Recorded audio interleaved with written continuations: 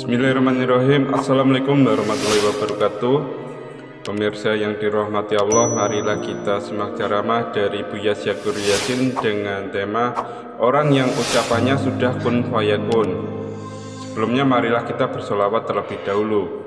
Allahumma sholli ala Sayyidina Muhammad wa ala ali Sayyidina Muhammad. Marilah kita doakan semoga almarhum Buya Syakur Yasin diberikan tempat terbaik di sisi Allah Subhanahu wa Ta'ala. Amin ya robbal alamin.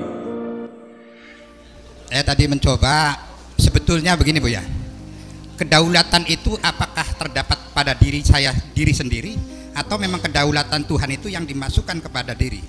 Nah, seseorang yang sudah ma'rifat, artinya ma'rifat dalam segala hal, kepintarannya sudah ma'rifat, kesaktiannya sudah ma'rifat, kelungguannya juga sema'rifat. Nah, ketika masuk dalam sesuatu keikhlasan yang sempurna, mereka akan mengucapkan kun fayakun, apa yang terjadi terjadilah. Ya. Nah, inilah kedaulatan ini, apakah memang kedaulatan dari diri sendiri atau memang kedaulatan dari Tuhan? Yang awalnya bahwa aulia tersebut kemungkinan dari niatnya dulu Bu ya. Dari niat yang kuat sehingga membentuk sesuatu kekuatan, mungkin diridhoi Allah. Nah, inilah barangkali kekuatan. Jadi intinya pertanyaannya itu, kekuatan itu memang apa, kedaulatan itu apa dari diri sendiri, apa memang kedaulatan itu dari Tuhan itu Bu ya. Makasih Bu ya. Begini, semua yang ada di ruang ini semua sudah meripat semua. Meripat enggak? Iya, ya meripat. Apa meripat tuh? Iya, ini ma'rifah ya, al-arif billah. Begini, orang yang arif billah tuh artinya sudah kenal Allah, sudah melihat Allah, sudah paham Allah, sudah mengerti Allah semuanya. Nah, ketika orang sudah mencapai tingkat pengetahuan seperti itu, sejak itu dirinya sudah nggak ada. Kan ternyata yang berdaulat itu hanya Allah. Ya, wujud kita ini adalah semata-mata bagaikan bayang-bayang. Kita ada karena adanya Dia. Dan semua yang bergerak adalah yang menggerakkan Dia. Jadi orang yang sudah tingkat ma'rifatullah, ketika dia berbuat, dia tidak merasa berbuat, yang dirasakan Allah yang berbuat, maka terjadilah. Dan ketika dia mengatakan, bukan dia mengatakan, tapi Allah yang mengatakan. Ketika engkau sudah mencintaiku, maka mulutmu adalah mulutku dan tanganmu adalah tanganku. Ya, ketika engkau bekerja, akulah yang menjadi tanganmu. Dan ketika engkau berbicara, akulah yang menjadi mulutmu. Apa yang dikatakan, setiap kehendak yang muncul dalam dirinya itu adalah kehendak Allah. Wa ma tasyauna illa an yasha Allah. Sehingga ketika dia berbuat apapun itu yang disadarinya Allah yang berbuat, maka dapat dipastikan apapun kebaikan yang dia lakukan tidak mungkin mengharapkan imbalan dari siapapun. Anda membangun rumah, setelah jadi, kepada siapa Anda berterima kasih? Betul nggak? Karena kepada dirinya. Selesai. Nah, jadi ini bukan fatalisme ya. Ini untuk kondisi seseorang tertentu yang sudah mencapai tingkat fana. Jadi lalu apa yang dilakukan? Ya sudah, tidak ada harapan apapun. Niat juga nggak tahu apa yang diniatin. Ya kan? Doanya gimana? Ya berdoa pada siapa? Wahai diriku, berikanlah aku rumah yang gimana? Mas saya wahai diriku. Ya, karena sudah nggak ada, bahwa diri sudah tidak ada. Dari mana cirinya orang tidak ada? Coba kita hina orang itu sehina-hinanya, dia marah nggak? Ketika dia dalam keadaan susah sampai tidak bisa makan apapun, berkeluh kesah nggak? Ketika dia jatuh sakit, mengerang kesakitan nggak? Dia ada nggak? Nggak ada. Itulah fana. Jadi sudah tidak ada penderitaan, sudah tidak ingin apa-apa. Semuanya dia hanya bergerak sesuai dengan kehendak Allah saja. Nah, ini ukurannya mungkin banyak orang tidak mengerti ya kondisi semacam itu. Tapi kalau Anda mau niat belajar, mah enggak, ada jalannya kan gitu. Ya, untuk mencapai tingkatan itu ada. Sekarang begini. Nabi Muhammad dilempari sampai berdarah-darah. Malaikat menawarkan, apa kau musnahkan penduduk Taif ini? Kata Nabi jawabnya, kalau kau bunuh mereka, lalu tugasku apa? Malah yang keluar adalah ucapannya, Allahumma hdi qaumi innahum, ya Allah berilah hidayah mereka, karena mereka nggak tahu siapa aku ini. Nah kalau orang dilemparin mukanya tidak marah, tidak sakit hati, berarti orang itu ada nggak sebetulnya?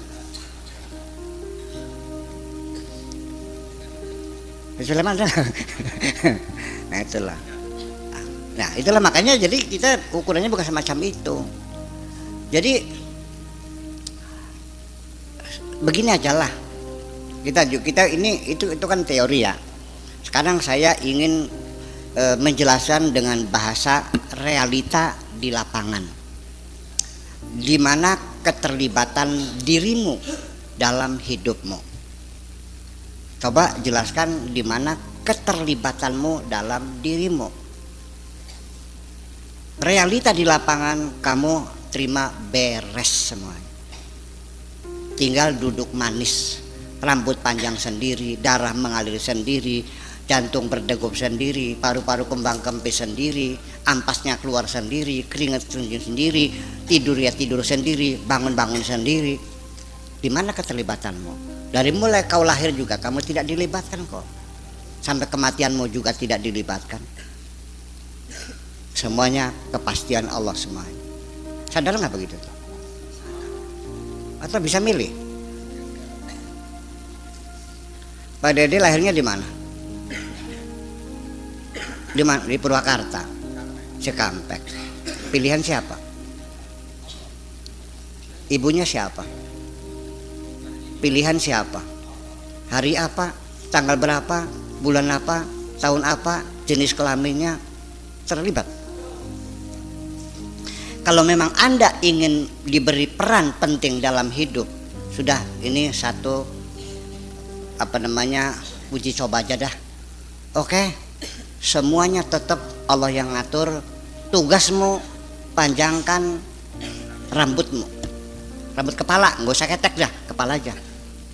Ketika kita diberi tugas memanjangkan rambutmu, menurut kepala, seumur hidup engkau tidak akan bisa bekerja apa-apa untuk memanjangkan rambutmu. Tiap hari ngedudut-dudut rambut, itu pun tidak akan sempurna kok. Pertanyaan saya, Anda ingin bersusah payah apa enak duduk manis? Tinggal duduk manis setiap malam menyanyikan lagu cinta. Apakah ya Rabbana zalamna ampusana, ataupun lagu-lagu mars kesukaan Allah, subhanallah walhamdulillah wala ilaha illallah. Lalu setiap Allah memerintahkan, semuanya fasilitasnya sudah dilengkapi kok. Lalu minta apa lagi? Jadi sebenarnya Anda ingin apa sih? Nah ini yang jadi persoalan. Ini yang membuat kacau balau pikiran kita ini, karena di dalam dirimu ada nafsu namanya. Tetapi nafsu juga harus kita nikmati. Tanpa itu kita tidak merasa, tidak akan mendapatkan kesenangan di dunia ini. Tanpa nafsu engkau tidak akan bisa menikmati cantiknya wajah perempuan. Tanpa nafsu kamu tidak akan merasakan nikmatnya sate. Itu aja. Jadi nafsu biarkan hidup, tapi yang penting bagaimana kira-kira nafsu itu bisa dikendalikan. Itu cakap pesan. Non? Iya. Jadi kedaulatan mutlak semuanya ada di tangan Allah semuanya. Ya. Ya, begini. Kita merasa seolah-olah kita punya kekuasaan, punya kedaulatan, punya kehendak, punya prangsane anggapannya. Nyatanya sampai keinginan pun yang muncul dalam dirimu itu diciptakan oleh Allah. Anda berkeinginan seperti itu. Ada nggak orang yang oleh Allah tidak diciptakan keinginan pengen pinter? Ada nggak? Ada nggak orang yang Allah tidak membuat semangat bekerja mencari materi? Ada nggak? tidur aja. Siapa yang nyuruh? Memang tidak dicipta oleh Allah, nggak ada keinginannya. Teman-teman yang ke sekolah, dianya main dingdong, iya kan? Nah itu semacam itu harus kita sadari. Jadi begini aja dah, supir kereta listrik, sementara dia yakin diinjek gas kecepatan melaju, injek rem berhenti, kan begitu. Nah ketika listriknya mati, diinjek gasnya jalan enggak? Berarti Anda baru sadar tidak bisa menentukan karena listriknya putus. Silakan Anda melakukan interview kepada orang yang stroke. Saya bertanya Pak orang stroke, dulu Anda mengancam memukulin saya, sekarang saya datang, silakan sok pukuli saya sekenyang kamu.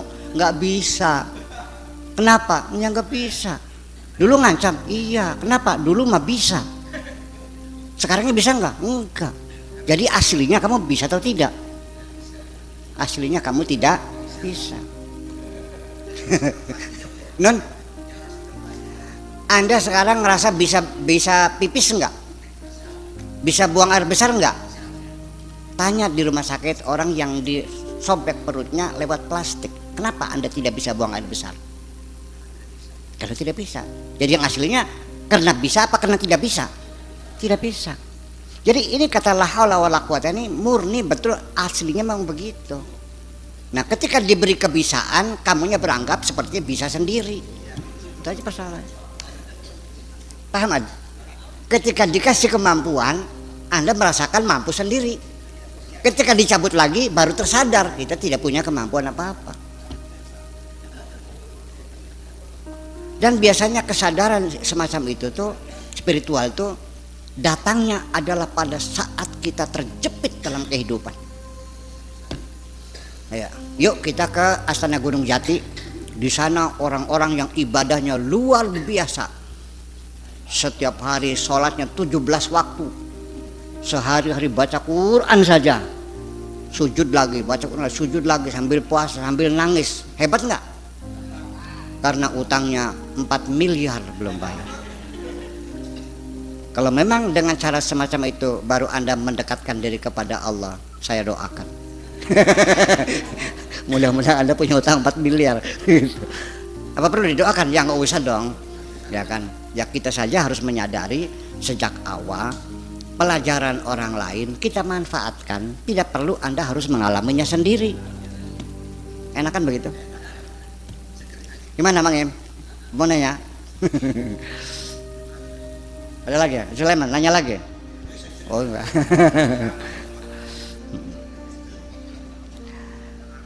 Non? Ya, iya. Udah jam 1 sekarang.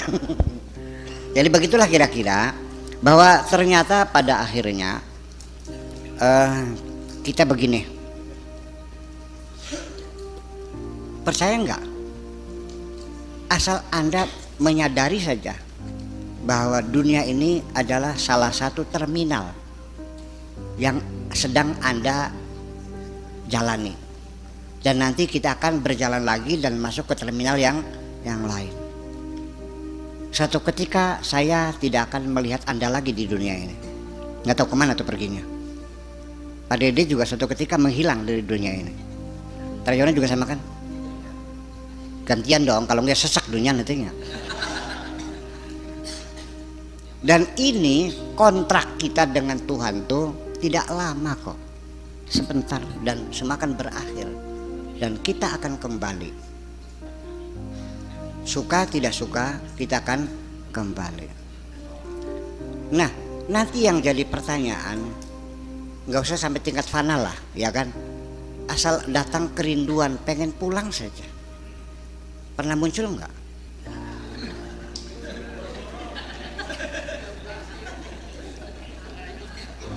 Oke, sekarang saya tanya saudara-saudara kita yang lagi TKW di Arab Saudi, sudah 4 tahun belum pulang karena diperpanjang kontraknya 2 tahun lagi. Tanya mereka, ada kerinduan pulang nggak? Apa yang mereka ingat? Keluarga, orang tua, anak-anak, suami. Ada nggak yang ditanya, nggak saya mau pulang lagi, nggak usah? Ada nggak? Kenapa nggak mau pulang? Karena uang yang dikirimkan tiap bulan ternyata dihabiskan oleh suaminya, dan suaminya sudah punya istri lagi. Udah, jangan-jangan kamu yang tidak mau pulang itu punya masalah sebetulnya.